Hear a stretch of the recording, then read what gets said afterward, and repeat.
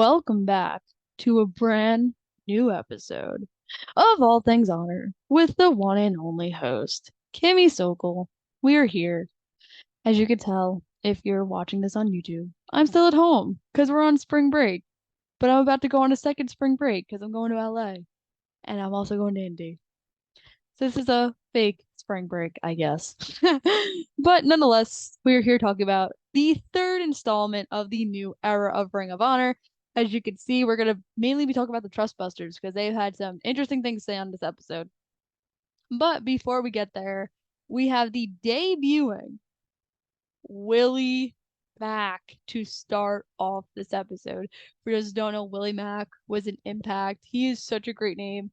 I really hope so. I think the interesting thing is how many people Tony Khan brought to these tapings. Because there's a lot of valuable names here, as we're going to get to. So it was him versus Claudio Castagnoli, and this match was great. I think that the interesting thing about Ring of Honor right now is that they are definitely trying to. This episode was really a way to kind of make everybody look strong going into the pay-per-view because we are 2 weeks away. And this episode definitely showed that. And this was just another way to establish that the BCC are heels now, as we're going to get to when we talk about Wheeler at the end of the show. At the end of this match, Claudio just flaunting that Ring of Honor World Heavyweight Championship in Willie's face, being like, I'm the champion. This is my territory. Don't even come near me, that type of thing. And this match was really good. I really hope they bring Willie Mack back. Like I said, I think he could be a valuable talent down there, especially since his time is up in Impact. And he did have a good run down there. So I think they should definitely bring him back. Next up, we are continuing the wonderful feud between the Kingdom and Top Flight. And one of the things I really like about this feud is it's kind of like the older generation of Ring of Honor against the newer generation of Ring of Honor. And I think like since Tony Khan bought Ring of Honor, everyone said like, Dante and Darius are gonna shine there. And this is what they're definitely doing. I think that especially because Top Flight were the ones to defeat the Kingdom on the final battle 0 hour. It's just, the Kingdom looking to get revenge. This episode was also kind of like very much geared towards tag teams and the six-man titles. And I think that this is just really hyping up the fact of the latter match that we're going to get to in a second for the vacant tag team titles, or not vacant because the Briscoes still hold it. But this match was really good. I think that Mike Bennett is one of the most underutilized wrestlers out there right now because he's someone that, when he got signed to WWE, they weren't really using him. And since him and Maria got released, like Bennett's been really showing out on the indies and he is a really good like singles wrestler. Like him and Taven are gold as a tag team, but if the Kingdom ever had to break up and Bennett went on a singles run, he could get away with it. So this match was fun. Dante gets the win, and Taven just goes beating down on Dante and Darius, setting up that next week it's going to be Darius versus Matt Taven. Obviously, they're going to lead to the traditional traditional tag team match, not traditional one-on-one, because a tag team is with two people, not one. So next, we have the Trustbusters, everyone's favorite people. So we have Slim J and Ari Davari. Ooh, I can't find it. There we go. Versus Metalik and Blake Christian. And I think Blake Christian signed. I'm like 95% sure that Blake Christian signed. But the reason that Christian and Metalik were just such a good tag team is because their styles just mend together so well because they're both the high flyer, fast paced type team. Slim J and Ari Davari sadly lose. But they're gonna get their revenge. I promise. Don't worry. But this match was fine. I mean, just a quick tag team match. I think the thing is too, and we're gonna get to this when we talk about the overall of the episode, is these episodes fly by. Like you can't even tell they're 2 hours. Like it's just such good wrestling. But Metalik and Christian win, and we'll get more to them when we talk about the six-man titles. Next, they showed a pretty emotional Jay Briscoe video package leading up to his match against Joe at SuperCard of Honor, saying that he's trying to immortalize his legacy and win the TV title for the first time, and that Briscoe's ready. He's been waiting for this opportunity to get his singles run, obviously, because Mark had a amazing singles career, as I'm making the adjustment right now in my article. So Jay had a great singles career as well. So being able to do that for his brother would be super cool. I don't think he's going to win. I think Joe is going to stay in Ring of Honor. I think it makes more sense for him to do that. So I don't think he's going to win the TV title, but I don't know. We'll get more to that when we get the predictions. Then, like I talked about, they announced a ladder match for SuperCard of Honor for the tag titles, and it's called Reach for the Sky. So this is also really fitting because the Briscoes have had multiple memorable ladder war matches. For those who don't know what ladder war is, that's basically like what Ring of Honor used to call their ladder matches, ladder war. The Lucha Bros are the first team that are announced, and like I said, this was just a really good idea. I think it's smart that they're doing it this way. I would have rather like my prediction was like they were gonna do a tournament, but you know what? This works too. I'm excited to see the other teams. I'm assuming Top Flight's gonna be in there. I'm assuming the Kingdom's gonna be in there. The Trust Busters. Well, yeah, the Trust Busters are gonna be in there.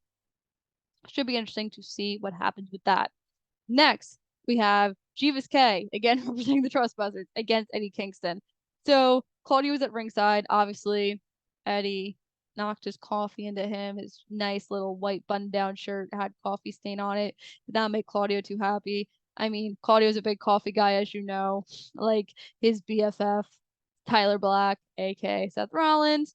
So the good thing is, like, Eddie Kingston has been in kind of these shorter matches to build him up as a viable contender for Claudio, which I really, really like. Is like they're making it make sense. They're not just making like Eddie walk in like, oh, I want a Ring of Honor title shot.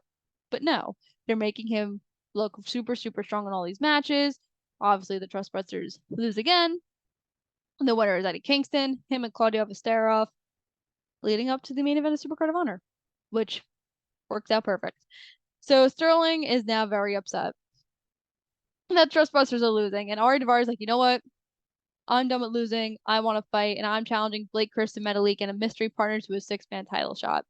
So, like I said, I think that the Trustbusters are like I could definitely see the Trustbusters holding gold. Maybe they are gonna win those Ring of Honor tag team titles in the ladder match. I think it would make more sense for it to be the Kingdom, but again, that's for the predictions episode. I honestly think that it's smart that the Trustbusters are going in Ring of Honor. I think, especially having someone like Daivari in there teaching a lot of the younger guys, it could pay off in the end. So I think that's pretty fitting. But yeah, this was good. And then we had Hion versus Athena. Please bring her back. She's so good. She was in Ring of Honor previously. She did some stuff for the Ring of Honor Women's Championship Gold. I believe she was one of like the fill-ins, if I remember correctly. This match was great. Athena's heel turn has been absolutely amazing, and just to see it displayed on TV, well, TV every week has been great. And at the end of the match, Athena just kept yelling at the referee and beat Hion up and just, asserted her dominance, flaunting the title, being like, I'm the woman's freaking champ. That was good too. Then Metalik and Blake Christian answer the challenge from the Trustbusters, and they get their very good friend AR Fox involved, and now they're looking for those six-man tag team titles. We'll get into more of that later. Next, Silas freaking Young against Marcus Cross. Now, Silas Young was one of like I don't want to say like the face, but he was like a prevalent TV champion in the older version of Ring of Honor. And to see him here, I think is I think he's someone that could definitely also teach the younger version of Ring of Honor as well. This match was fun. It wasn't like really like anything spectacular. Silas Young wins, and he got the promo saying that it's been a year since he's wrestled in Ring of Honor, and he's back. He calls out the locker room saying that no one can match up to him. I'm the real like his moniker is like I'm like the last true man. And Shane Taylor comes out, and Shane Taylor, it's like the battle of the former TV champions, like who's better, Shane Taylor or Silas Young. So they agree to a match next week, and we're gonna see them next week. And it should be pretty good because, like I said, both of them were pretty good tag team, or both of them were good TV champs. Then we finally get Athena's challenger. So I said this last week that they were building this feud with Yuka, and then it just disappeared. So I was confused because I was like, oh, they're going to use Yuka for the Ring of Honor tapings, but they didn't use her for the Ring of Honor taping. So it's like, where were we going to go with that? So Athena calls out Yuka saying that, she went off to Japan. So I believe there was a beat up on Dark. between Athena and Yuka. Then she ran off to Japan, had all these matches in Japan, and she's scared of her. She won't face Athena. She calls Athena. So now she calls Sakazaki out and said that she's going to beat the living hell out of her at SuperCard of Honor. This match is going to be amazing. I know that I don't think Yuka is signed to AEW or even Ring of Honor in that case, but I definitely think that this is going to be one of the better. I mean, all the matches are going to be great this weekend. I mean, look at this freaking card we have already, but this match is going to be great. And I think like this is a true challenge. Like Yuka is such a good baby face. Everyone loves her theme song. Everyone just loves her style of wrestling. And for that pure of a baby face to go up against the mega heel and Athena, it just makes perfect sense. So it's definitely a match that I am looking forward to in 2 weeks. Now, 6-man tag team titles that I hate. And I will, until they give me a purpose of why I should love them, never going to stop hating on them. So we get the Ring of Honor 6-man tag team championships. This is a rematch from Final Battle. Dalton Castle and the boys cashed in their rematch clause. The interesting thing is that the rumors have been swirling of what exactly is going to happen after SuperCard of Honor because Brian Cage's contract is over at SuperCard of Honor. So here's my thing. If he wins, you know he resigned. If they lose, you know he's going to WWE. This match was fine. I mean, I think that the boys are definitely going to be a team that's in that ladder match. So I don't know what Dalton's going to be doing. It's probably going to be disappointing if he's not on this card because I think he definitely deserves to be on it. But this match really wasn't anything spectacular. Like it's all more of what happened after. And the embassy, you know, continues to beat down Dalton Castle and the boys until Blake Christian, AR Fox, and Metalik break up the fight. They stare down 6-man tag team champs and hope for a future title shot. So I think this is the direction we're going for SuperCard of Honor. And I wouldn't mind it. I mean, I guess the thing I'm kind of confused about is like, obviously, you know, they have Top Flight in the Kingdom, but they've kind of established like Top Flight and AR Fox is like an established 6-man tag team. So it's one of those things like, why? But you know what? I'm not the judge. Let them do them. Mass and Rain versus Trish Adora is next. Again, sign Trish Adora. She's great. She was someone who definitely had a huge showing in the Ring of Honor Women's Championship Tournament in the summer 2021. She gets a huge win over Madison Rain, so I definitely think that if she's not signed, she's definitely maybe in the process of getting signed. I don't have that confirmed. I don't think anyone has that confirmed. But this match was good. It was a great back and forth. Madison Rain, obviously a huge veteran, so even getting a huge win is a pretty big deal. So yeah. And I definitely think like I don't think Yuka is the one to defeat Athena. And if they're not gonna put it on Willow, I think Trish Adora is the one to defeat Athena. Obviously not now. I think like more Final Battle, but keep that in mind.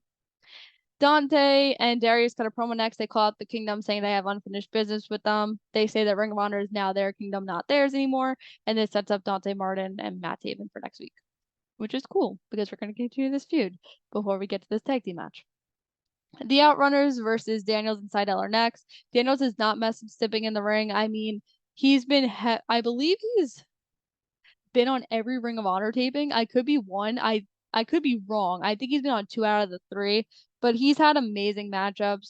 This was quick, just to assert that Daniels and Seidel are a top tag team. They're back. These are also 2 people I could see being in that ladder match. This ladder match is going to be stacked. There's going to be like 8 teams in here, which is crazy, which is why I thought a tournament was better suited, but I'm not booking Ring of Honor.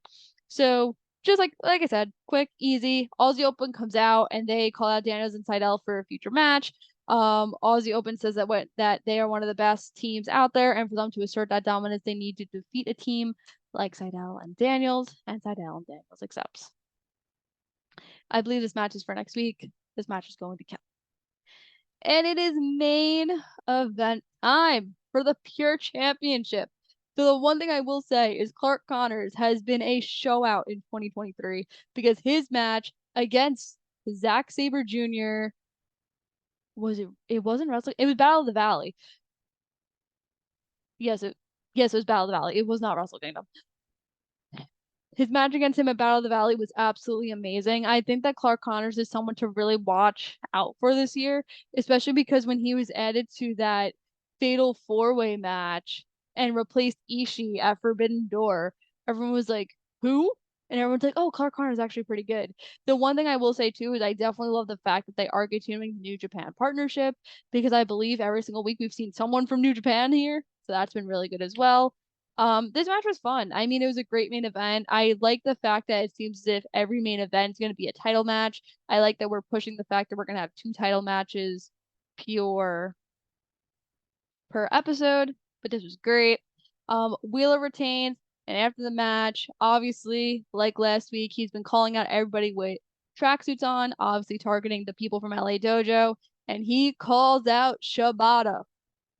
Now, in LA, I'm seeing a lot of matches. I'm seeing Will Ospreay versus Mike Bailey. I'm actually seeing Will Ospreay wrestle twice. It's how much fun for me. I'm going to be at the Impact New Japan show. I'm going to see a lot of wrestling, but I'm going to tell you that Yuta and Shibata have the opportunity to steal the weekend, and have the best match of WrestleMania week because it's going to kill. And it pisses me off that I'm not going to SuperCard of Honor.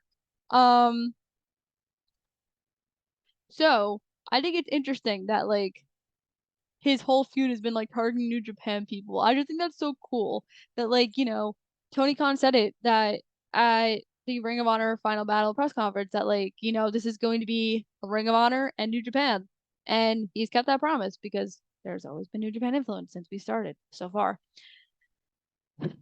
Now he says that he's ready to finally defeat the teacher. He's beating all the students and he's finally ready. The show ends with Yuta and Castagnoli raising their titles as proud champions. And we're ending with heel BCC. Overall, I thought this episode was really good. Like I said before, I think these episodes just fly by. You really can't tell if they're 2 hours. And I mean, like, my friend was over with me and we were both watching the episode. I remember like we got to the main event. She goes, oh, it's already the end already? And I said, yeah, like these episodes go really quick. So if my best friend could have the attention span for it, so can you. But yeah, that's it on episode 3 of All Things Honor. I thank you all for the support and watching or listening.